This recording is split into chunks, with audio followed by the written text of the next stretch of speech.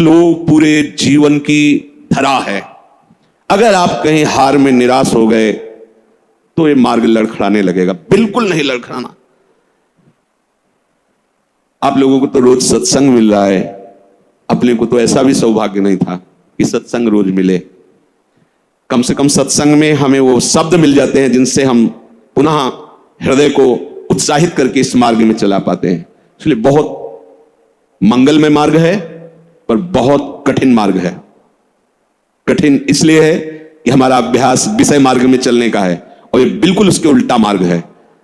अब कभी ना कभी कोई ना कोई ऐसी आक्रमण वृत्ति माया की होगी जहां हम हार सकते हैं, तो हमें कभी निराश नहीं होना, ये हृदय में बैठा लीजिए। दूसरी एक उपासक के अंदर वृत्ति रहती है कि अगर मैं ये देख लूं, अगर मैं ये भोग लूं, तो बार बार जो मन कहता है एक बार उसको समझा देंगे ना कि देखो भोगा उसमें सुख नहीं, जैसे शास्त्रों में लिखा है। ये होता है पक्का, ये मत समझो कि किसी एक की बात है, सबके अंदर ये मन की चालबाजी जो तुम्हारे अंदर वही हमारे अंदर, तुम्हारे सबके अंदर। एक बार देख लेते हैं, हृदय में जलन होती है, पीड़ा होती, व्यथा होती।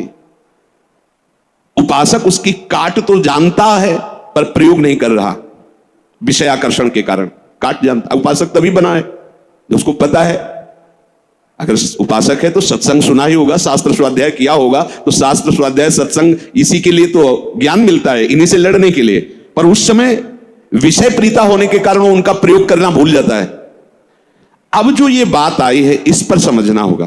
पहली बात तो हमने पूरी आपको बता दी कि कहीं हमको लड़खड़ाना नहीं, निराश नहीं होना। किसी भी परिस्थिति में निश्चित भगवत प्राप्ति होगी, चुप शांत, कहीं कोई इसमें तर्क की कोई गुंजाइश नहीं है। भागवत में लिखा हुआ अगर मेरा भक्त है, अनन्य है, उसके हृदय में नाना प्रकार की विषय वासना है, तो मैं उसके हृदय में बैठकर उसको निर्विकार करता हूं।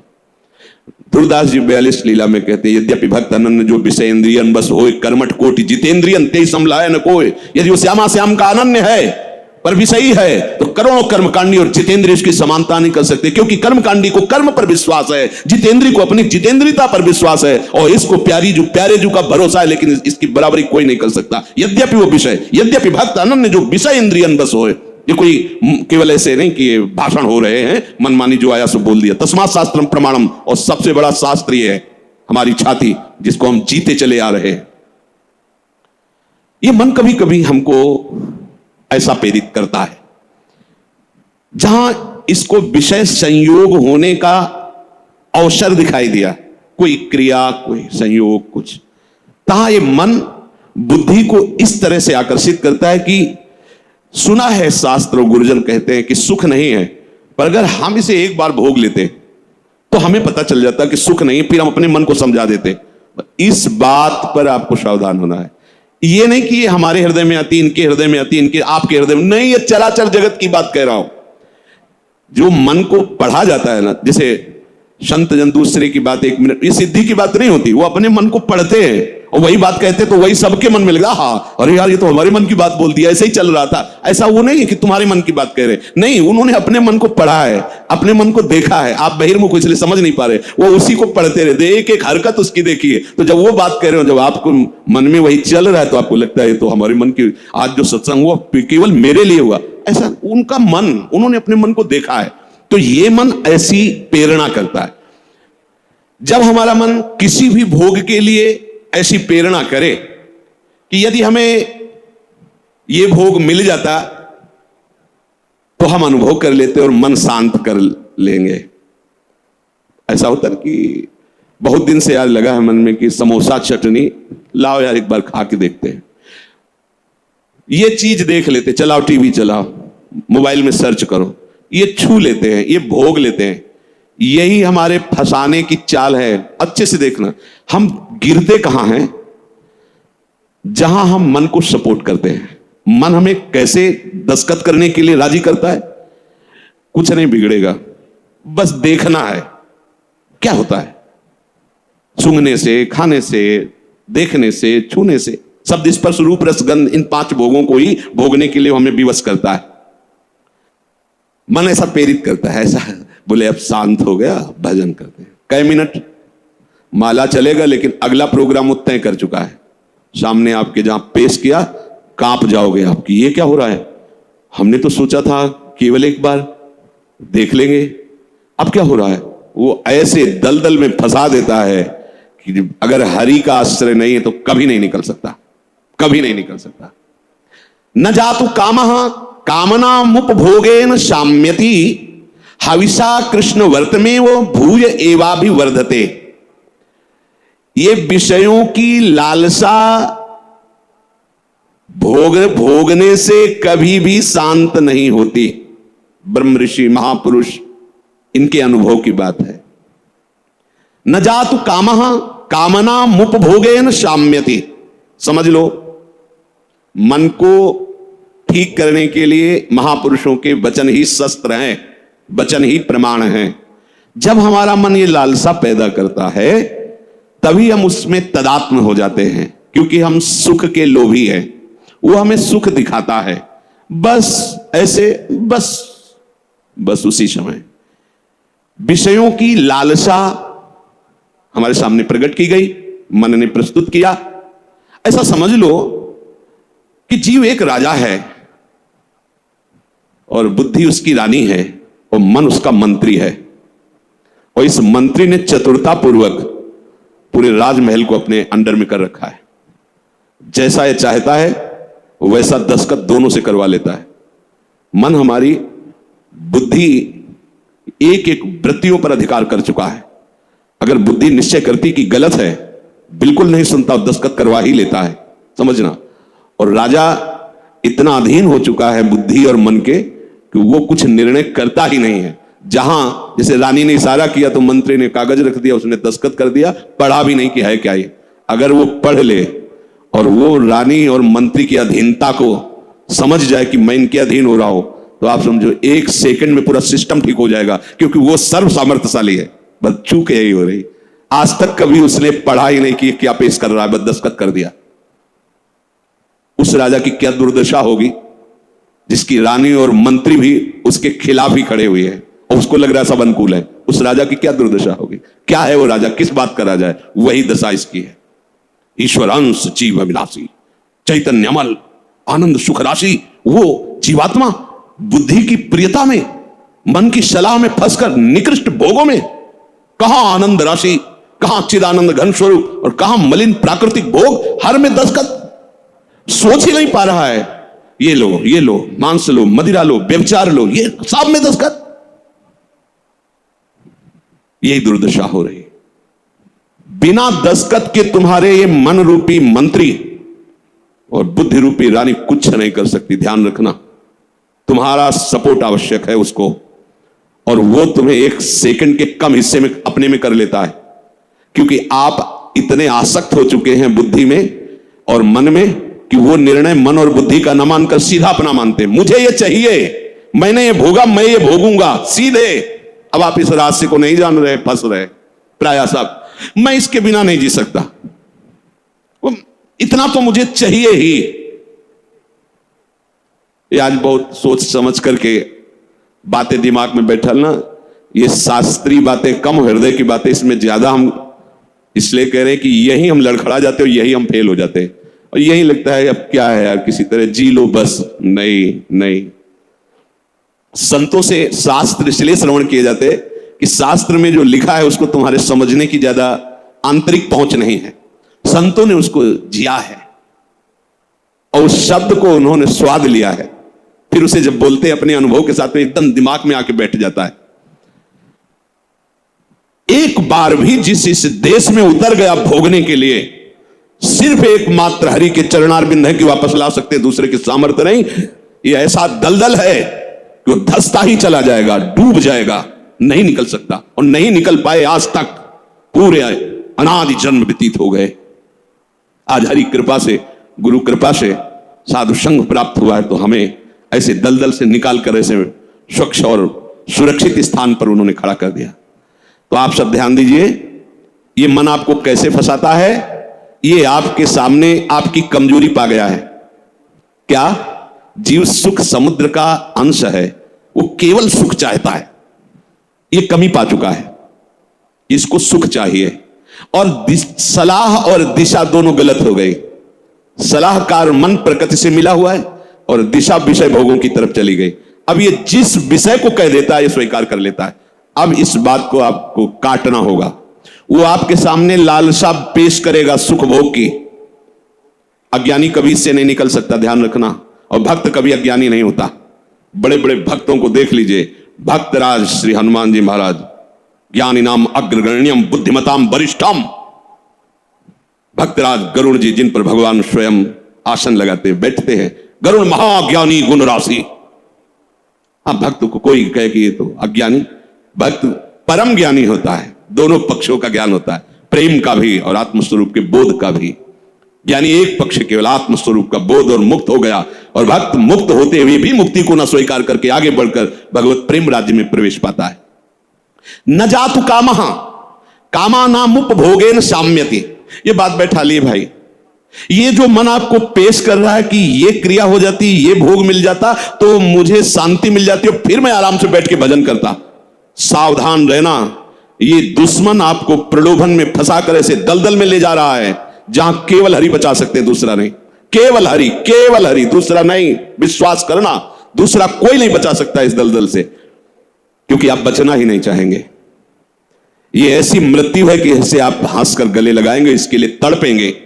ये न भयावह नजर आएगी और न एक कटु नजर आएगी, पर ये जहर से भी ज्यादा कटु है और मृत्यु से भी ज्यादा भयावह है। ये भगवती माया का जो आकर्षण है, उस समय अगर कोई बचा सकता है तो केवल हरि, दूसरा नहीं। हविषा कृष्ण वर्तमेव भूय एवाभिवर्धते। जैसे अग्नि में घी डालते जाओ तो अग्नि प्रज्वलित ही होगी, बुझेगी नहीं। ऐसे ही तुम्हारे सामने मन की जो जो भेजी हुई भोग लालसाएं हैं, अगर उनको तुम स्वीकृत करते गए तो तुम्हारी कामना तुम्हारा नाश कर देगी, तुम्हारा पतन कर देगी, दुर्गति प्राप्त हो जाएगी। न चेन्द्रियाणाम भोगाभ्यासेन वैतृष्ण्यम कर्तुम शक्यम कस्मात्। भोगों के भोगने से विषयासक्ति, इंद्रियों की भोग चंचलता बढ़ती है। अतः कभी भी भोग भोगने से सुख और शांति नहीं प्राप्त हो सकती। वो महापुरुष जो भूत भविष्य वर्तमान तीनों कालों का ज्ञान रखने वाले हैं, और ऐसा ही आप भी अनुभव करके देख चुके हैं। जो गृहस्थ में है या जो विरक्त है, तो अभी विरक्त हुए हो 10-5 वर्ष से, अनादिकाल से भटक रहे हो, तो विषयों में ही तो भटक रहे हो। केवल अभी ये लगता है आपको, ये नया स्वप्न है, तो लगता है कि हमारा जन्म पता नहीं हुआ कि नहीं हुआ, हमने तो जीवन में कभी भोगा नहीं। अरे बहुत पुराने हो, पुराण पुरुष पुरुषोत्तम के अंश हो, तो तुम भी पुराण सनातन हो। अब इस भोगाभ्यास की तरफ कदम यदि बढ़ाया तो जीवन संकट में फंस जाएगा। इसको रोकने से बात बनेगी, ना से बात बनेगी, हां से नहीं। इसमें हां नहीं। ये इतना जिद्दी स्वभाव का मन है कि लाखों बार तुम ना करोगे तो उसके ऊपर भी हां कराने की कोशिश करेगा वो। ये हारने वाला नहीं। अगर आप ना ही करते रहे तो आपके अधीन होकर मंगल मूर्ति हरि का स्वरूप हो जाएगा, ये भी ध्यान रखना। पर इसकी ना के बाद जो इसकी व्यथा पैदा होती है, उसको सहना किसी महात्मा के बस की बात है, विषयी भोगी पुरुषों की नहीं। अगर उसे कोई, जब मन को ना कहा जाता है और फिर वो जो व्यथा पैदा करता है, उस व्यथा को जो सह जाता है, वही परम पद का अधिकारी होता है। यम ही न व्यथ्यन्ते पुरुषम पुरुषर्षभ सम दुखा सुखाधीरम स्वमृतत्वाय कल्पते। वो अमृत पद का अधिकारी हो जाता है। आप अमृत पद के अधिकार के लिए ही निकले, इसलिए सहना पड़ेगा। और वास्तविक सहना है ही नहीं, भ्रम है। अगर थोड़ा सा विवेक जागृत हो जाए तो हंसकर निकल जाओगे, कोई जलन नहीं, कोई परेशानी नहीं। ये केवल माना हुआ है। जो हम देख रहे हैं कि सामने वो सर्प है, वो है रस्सी। हम बड़े बड़े मंत्रवेत्ता बुला रहे हैं, बड़े बड़े अनुष्ठान कर रहे हैं, उसे क्या होगा? वहां कोई फर्क पड़ने वाला है? कदम नहीं बढ़ रहा, डर रहे हैं, पर है क्या रस्सी। एक का जब पता चला तब एकदम भय खत्म हो गया। कुछ नहीं, मेरा गोविंद ही सब रूपों में लीला कर रहा है। जहां असलियत पता चला तो कोई क्लेश नहीं, कोई हंसी आएगी, अपने ऊपर हंसी आई। का फंसा था। जैसे ठूठ को भूत मानकर भयभीत हो रहे, पर जब नजदीक गए तो हंसी आएगी। इसको भयभीत, ये तो लकड़ी का ठूठ है। इसको न चेन्द्रियाणाम भोगाभ्यासेन वैतृष्ण्यम कर्तुम शक्यम कस्मात्। कोई ऐसा नहीं कि भोग भोगते हुए अपनी इंद्रियों को, मन को शांत कर सके। त्यागात शांति। और हमारा मन हमको क्या सलाह देता है? भोगा शांति, भोग लो तो शांत हो जाओगे। अब थोड़ी देर के बाद फिर चैन से भजन। मूर्खता नहीं, तस्मात् शास्त्रम प्रमाणम। पर ये जो मन व्यथा पैदा करता है, ध्यान रखना, सह वही सकता है जिसका नाम चल रहा होगा। राधा राधा राधा। हम कई बार उपासक जो नजदीक होते हैं, किसी भी अचानक पूछते हैं कहां हो, बोलो बोलो कहां हो जी, कहां हो, क्या चल रहा है? मंत्र चल रहा है, नाम चल रहा है, वाणी जी चल जी नहीं, तो क्या चल क्या रहा है, कहां हो? अब चलने लगा, ऐसे अब चल। हर समय ऐसे ही आपको टोकना है, देखना है। जिस समय आप नाम से रहित होंगे उस समय दी हुई मन की व्यथा को तुम नहीं सह सकते। और नाम चल रहा है तो बीच में आ गया, उस व्यथा और आपके बीच में नाम चल रहा है पूरा का, जैसे बुलेट प्रूफ नहीं होता, गोली मारी तो छाती में लगती नजर आई पर वो अंदर प्रवेश नहीं कर पाए। वो जैकेट पहने बुलेट प्रूफ, ये बुलेट प्रूफ है। कोई भी विषय आक्रमण जब नाम चल रहा है तो आपको परास्त नहीं कर पाएगा। देख लेना, आप उसी समय हार रहे होंगे जिस समय नाम नहीं होगा, पकड़ लेना। अगर राधा राधा राधा राधा, सब ठीक हो। विषय भोगने की लालसा मन तुम्हें देगा, तुम अस्वीकार करो, क्योंकि भोगने से जैसे अग्नि में घी डालने से अग्नि और प्रज्वलित होती है, ऐसे इंद्रियां और बलवान होकर भोगों की तरफ तुम्हें घसीटेंगी। तुम्हें शांति प्राप्त नहीं हो सकती। अकस्मात किसको हुई है आज तक? यतो भोगाभ्यास मनु विवर्धन्ते रागाः कौशलम चेन्द्रियाणाम। जो भोग भोगने में सुख के अनुभव के भ्रम में फंस गया, उसकी इंद्रियां उसे कला कौशल पूर्वक भोग में और फंसाती है। ऐसे से करो, ऐसे करो, इसको उसको, ऐसा वैसा, नष्ट कर देती है। माला लिए बैठा है और सोच कितना गंदा, ध्यान में बैठा है, चल कहां रहा है, पूजा कर रहा है, कर क्या रहा है अंदर से, क्या हुआ, ऐसा क्यों हुआ? क्योंकि भोगाभ्यास, इंद्रियां बलवान होकर के अपने अधीन कर लिए उसको। यद्यपि मृषा, बात झूठी है, कैसे अधीन हो सकता है, पर छूटत कठिनाई, बहुत विवेक की आवश्यकता है। अब और सुख प्राप्ति की इच्छा बढ़ती चली जा रही तो व्यभिचार शुरू हो गया, पापाचार शुरू हो गया, भूल गया मर्यादा, पशुता आ गई, राक्षसी प्रवृत्ति आ गई और सोच रहा था कि शांति मिल जाएगी ऐसा करने, और ऐसा अशांत फिर हो जाता है कि उसे एक ही बात समझ में आती है कि अब शरीर ही छोड़ दे तो अच्छा है। ऐसी स्थिति आ जाती है, घृणा हो जाती है उसको अपने जीवन से, जीना उसके लिए नर्क लगने लगता है कि ऐसा जीवन, क्या जीवन। पर अब विवेक काम नहीं करता क्योंकि इंद्रियों ने अधीन कर लिया है। बिखर पर्यो मन समटत नाही, इंद्र ने लीनो जीत, इंद्रियों ने जीत लिया। तस्माद अनुपायः सुखस्य भोगाभ्यासः, बस वो इसी सुख का चिंतन करता रहता है। भोगाभ्यास कैसे, पूरा जीवन इसी में, भोग सामग्री एकत्रित करना, उसको भोगना, अधिक से अधिक भोग सामग्री एकत्रित करना, उसको भोगना, बस इतना ही जीवन। देख लो जो सत्संग विहीन है, भगवत विमुख, देख लो इतना ही जीवन है। भोगाभ्यास, भोग सामग्री संग्रह, बस उसको भोगना, यही जीवन। ये तो पशु भी कर रहे हैं, खान पान निद्रा भय हार मैथुन। बोले जो, बहुत ध्यान से सुना, अभी शांत बैठा था और मन ने भोग लालसा उसके सामने रखी, वो तदात्म हो गया और भोग करके अब सुख शांति प्राप्त करने की इच्छा में सम्मिलित हो गया। बोले उसकी ऐसी दुर्दशा हो गई, सा खलवयम वृश्चिक विषभीत इवासी विशेषण दष्टो या सुखार्थी विषयानुवासितो महति दुख पंके निमग्नो इति। बिच्छू के डंक के जहर से बचने के लिए उसने अपने हाथ को सुरक्षित समझा सांप के बिल में डालना। अब उसकी क्या दुर्दशा होगी? भाव इसका, थोड़ी सी जलन दे रहा था जब हम कह रहे थे ना, हम उस बिच्छू के डंक जैसी बात को नहीं सह पाए, और जब विषय होगा तो कैसा, जैसे सांप के बिल में उसके मुंह में हाथ लगा देना। अब वो जो सांप काटा, अब बहुत 45 मिनट जियोगे, अगर इंजेक्शन सही नहीं मिला तो मरी जाओगे, क्योंकि वो कोबरा का जहर पूरे शरीर में फैल जाएगा। और ये एक कोबरा नहीं, हमारे अनंत कोबरा डसते रहते दुर्वासना के। समझिए, पहले शांत था, भोग लालसा प्रकट हुई, जलन हुई, जब आपने उसे ना कहा तो वो जलन जो हुई, अगर उसको नहीं सह पाए और भोगाभ्यास में उतर गए तो ऐसा समझ लो कि बिच्छू के डंक के भय से बचने के लिए सांप के बिल में हाथ डाल दिया। शास्त्र के सा खलवयम वृश्चिक विष भीतो इवासी विशेषण दष्टो यह सुखार्थी विषया ननुवासितो महत दुख पंके निमग्न। अब वो महा दुख में फंस गया।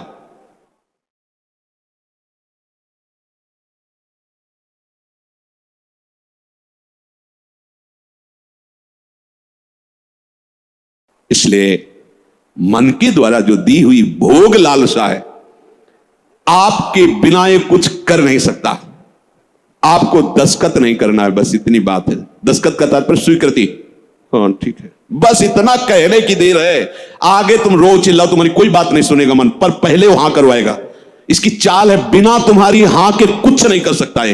ये बात समझ लो। सब यही सैकड़ों बार प्रश्न होते हैं, वो हमारे अंदर ऐसा, वो ये काम, वो ये बात तुमसे सुधरेगी, किसी के आशीर्वाद से नहीं सुधरेगी। ये भी ध्यान रख लो, ये भी अनुभव की बात कहते हैं। कहीं भाग के किसी के भी पास चले जाओ, किसी का ऐसा नहीं होगा कि हाथ रख दो तुम निष्काम हो गए।